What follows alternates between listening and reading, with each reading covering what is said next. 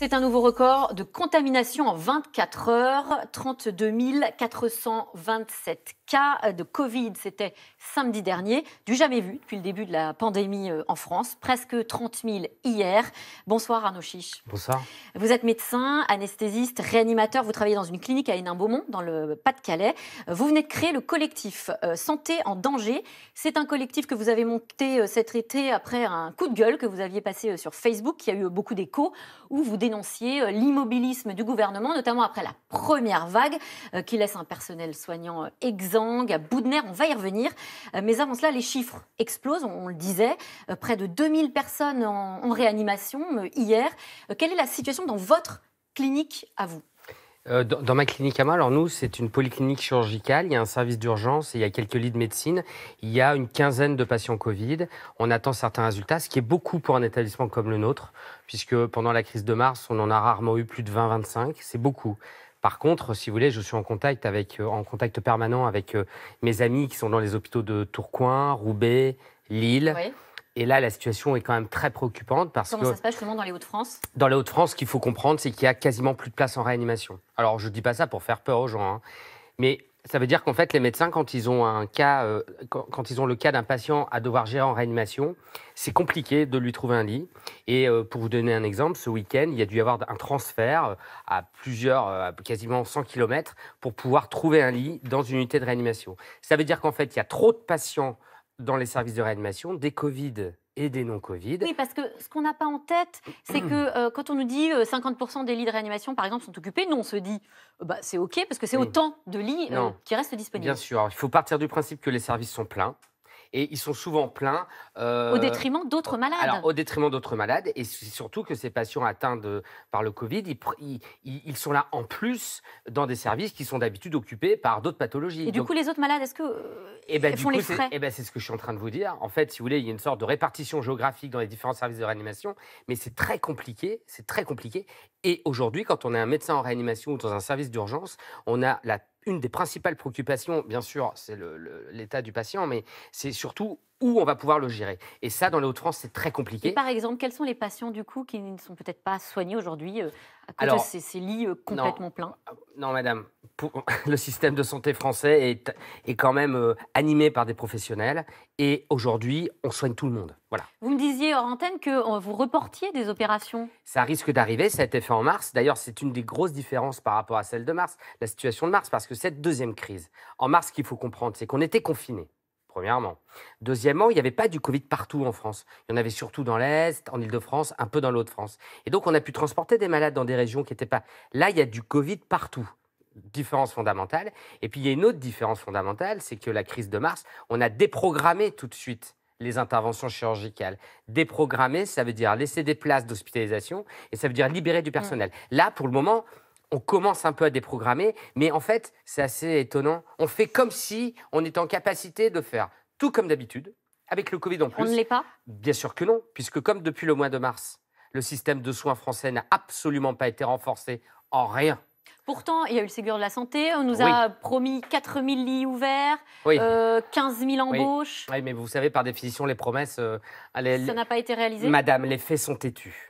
D'accord ? Et quand on annonce des 4 000 lits en juillet non armés, ça veut dire sans personnel pour s'en occuper de ces 4 000 lits-là, que le ministre de la Santé révoque ces 4 000 lits-là en octobre, il n'y a toujours pas de personnel. Puisque le Ségur qui a eu lieu entre les deux, qui, moi, m'a mis en colère, vous savez, s'il n'y avait pas eu de Ségur, je ne serais pas là aujourd'hui. Hein, donc c'est un très mauvais Ségur. Hein.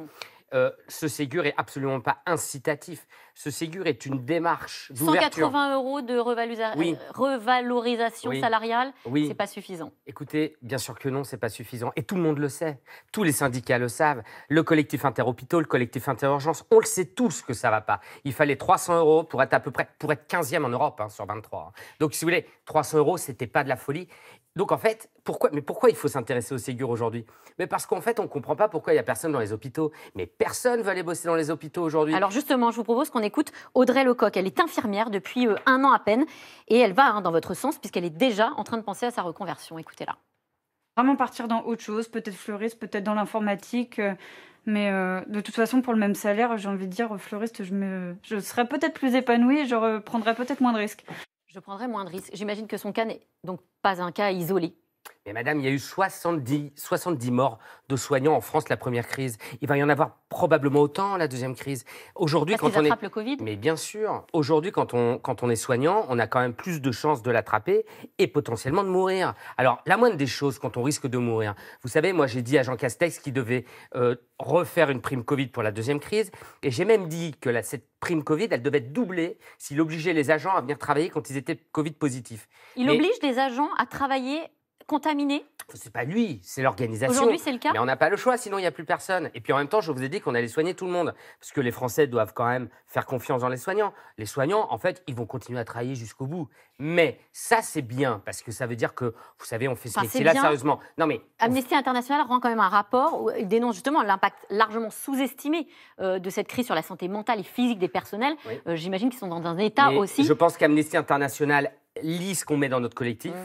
Parce que c'est exactement ce qu'on dit. On n'a pas du tout évalué le retentissement social, madame, social et psychologique des soignants. La crise 1, la crise 2. Vous savez, moi, je suis en contact de soignants qui sont seuls. Ils ne vont pas voir leurs parents, ils ne vont pas voir leurs grands-parents. Si vous êtes célibataire, c'est jackpot. Hein. Et ça, il va falloir faire les comptes de tout ça un jour. Les soignants sont maltraités. En fait, alors, qu'est-ce que vous proposez ? Eh bien, en tout cas, ce qu'on sait, c'est que la cavalerie, elle ne va pas arriver. Parce que moi, j'ai beau écouter le président Macron, qui fait un bon diagnostic sur la santé. C'est vrai, hein, il a bien parlé la semaine dernière. Je l'ai dit, écrit. J'écoute le ministre de la Santé, qui est toujours très content de ce qu'il nous explique. Mais moi, je n'entends jamais de solution pour l'hôpital. Alors, moi, mon collectif, sa mission, c'était Ségur 2. Alors, qu'est-ce que vous proposez ? Il faut augmenter le nombre de lits en réanimation. C'est ce qu'ils ont proposé, mais ce n'est pas fait. On ne peut pas transférer les malades. On ne peut pas transférer de malades. Et puis, tout le monde a du Covid partout. C'est aussi pour ça que les soignants s'infectent. Hein. C'est qu'on met du Covid partout dans l'hôpital, on n'a pas le choix. Il faut créer des unités commando d'élite, référentes, expertes, un réanimateur expert, une infirmière de réanimation experte. Autour, vous mettez des médecins et des infirmiers moins experts.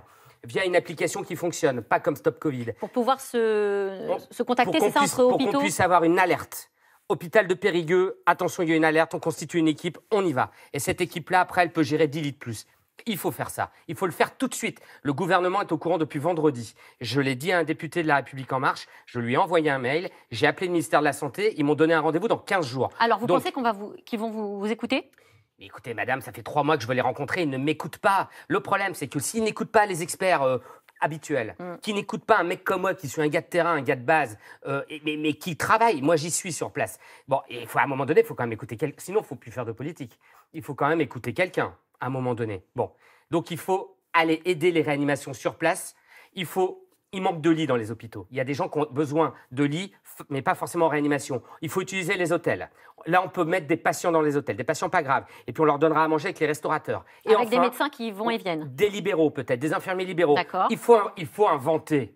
Là, il faut fabriquer il faut téléphoner à Apple, il faut demander à des gens qui savent faire, pas à ceux qui ont fait Stop Covid, parce que ça ne marche pas. Il faut faire une application qui permette de savoir aussi vite que quand on commande un Uber... Où est-ce qu'il y a de la place ? Dans quels hôpitaux ? Quel médecin est disponible, quelle infirmière et qui on met autour. Eh bien, on espère qu'ils vous entendront. On fera un point dans 15 jours. Merci Arnaud Chiche. Merci d'être venu sur notre plateau tout de suite. C'est dans l'air avec Caroline Roux qui revient ce soir sur l'onde de choc provoquée par l'assassinat du professeur à Conflans-Sainte-Honorine, Samuel Paty. C'est dans l'air est intitulé « Le professeur victime d'une fatwa ». Bonne émission à vous.